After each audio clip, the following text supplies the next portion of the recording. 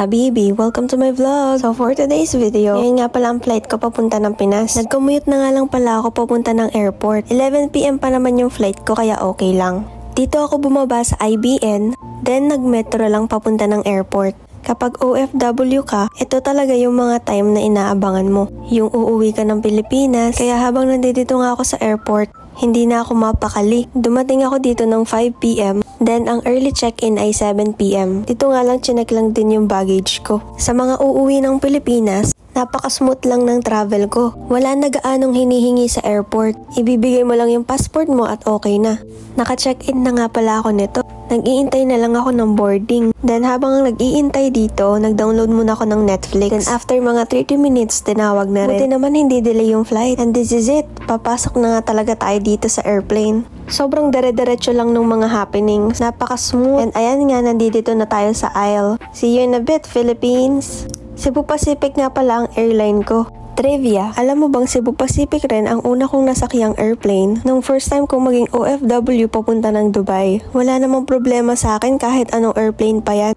Ang mahalaga makauwi ako ng buo sa Pilipinas. At alam nyo naman pag Cebu Pacific, may bayad lahat. Kaya basta makauwi ng Pilipinas kahit anong ticket okay na. Dito nga pala nag-iintay na lang ng ibang pasahero at aalis na. Nag-demo na rin sila dito. At ayun nga, lumipad na kami. Napakaganda ng Dubai. Kitang-kita dito yung Burj Khalifa. At after 8 hours na biyahe, andito na kami malapit sa Pinas. May baon nga pala ako. Binili ko lang din to sa Tapa King. 2 yung baon ko. Bumili ako ng burger at saka nitong kanin. Kinain ko na yung burger kanina. Then after nyan, nasa Pinas na nga ako. Kukunin ko lang tong bagahe ko. And then ayan, sinalubong na ako ng aking family. Sobrang nakakatuwa. Alam nyo bang after 6 years, saka ulit kami nabuo. Seaman kasi tong 2 kong kapatid at seaman din tong papa ko.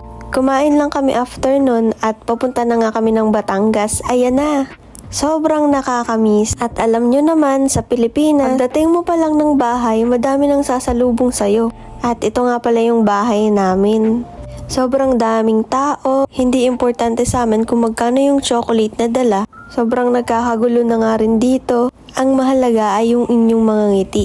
Pero ang importante, masaya. Ito talaga yung mga inuuwian ng mga OFW. Tamang kwentuhan nga lang dito. Abangan nyo yung mga susunod pang video. So yun lamang, paalam!